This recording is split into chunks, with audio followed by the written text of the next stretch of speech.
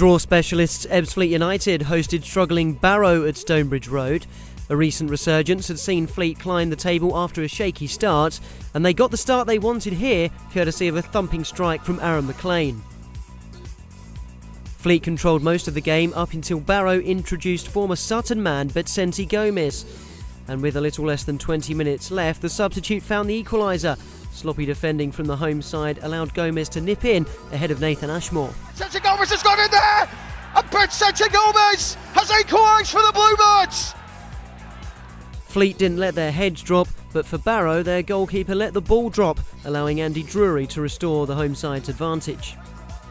Darren McMahon's team refused to let the Bluebirds back in it this time. A couple of minutes later, Danny Kedwell squared for Jack Powell to make the game safe. The gloss was taken off the win in stoppage time, however, as Gomez's deflected shot went through the legs of Ashmore for a consolation. 3 points was all that mattered in the end for Ebbsfleet, their 10th, 2 points off the playoffs. Dover were hoping to put midweek cup disappointment behind them as they hosted promoted Maidenhead. So often this season, Ryan Bird's head has proved decisive for the Whites, and it seemed like it was heading that way again as he headed his way past Cole Petney.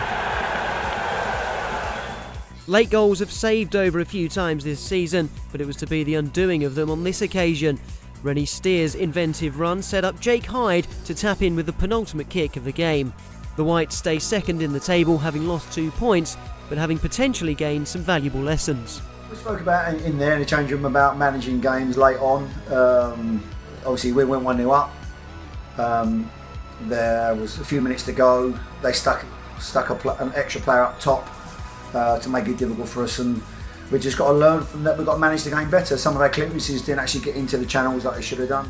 Storm Bryan was generally kept at bay across the country, but it did get the better of Maidstone's game at AFC Fylde.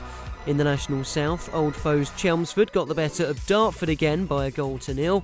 It was a complete mixed bag for our Bostik Premier sides. Margate conceded a stoppage-time equaliser at Harlow. Folkestone produced a 5-star display at Leiston, but Tunbridge lost at home to Tooting and Mitcham. In the Bostik South, Faversham needed a win after a bad start to the campaign that saw them in the relegation places, and they made the worst possible start as Omar Lawson gave VCD Athletic the lead at Salters Lane. Ray Turner must have got the hairdryer out at half-time because the hosts were a different side in the second half, Luke Griffiths poking home an equaliser minutes after the restart. And Griffiths had his second just 5 minutes later, lashing home with the outside of his right boot. Oliver Lee clinched the points with 20 minutes to play, nodding home from a corner. In South London, Ashford were at Carlton Athletic, and the Kent side were in trouble after only 3 minutes. Raheem Sterling Parker won the penalty, but Aaron Lee Wharton guessed correctly to save Jordan Cheadle's spot kick. It was the start of a lively first half, and it was no surprise when the first goal eventually came. Sterling Parker was again fouled in the box, and with a change of penalty taker came a change of result as Sterling Parker dusted himself down to score. The Carlton forward's impressive start to the season has mirrored that of his famous namesake, and he was involved again for the second, unselfishly laying the ball back for Mikael Miller, whose finish was precise. Ashford gave themselves a route back into the game with 13 minutes to play as Max Waters slotted past Billy Bishop. Tommy Bradford had been a live wire for the hosts all afternoon and got the goal he deserved with 5 minutes to play. That strike knocked the stuffing out of any Rocky Balboa-esque Ashford comeback, and they were left on the canvas 3 minutes later as Ricky Corboa found the same corner of the net for a fourth. The scoring wasn't done there, however. It's a shame this free kick didn't find the net, but from the rebound Matthew Day headed in consolation on a bad day for the nuts and bolts.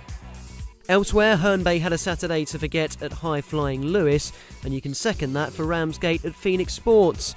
Sittingbourne left it late to clinch a point against Chipstead to continue their unbeaten run. Thamesmead lost in the last minute at home to Cray Wanderers, whilst Hythe picked up a decent point away at Walton Casuals.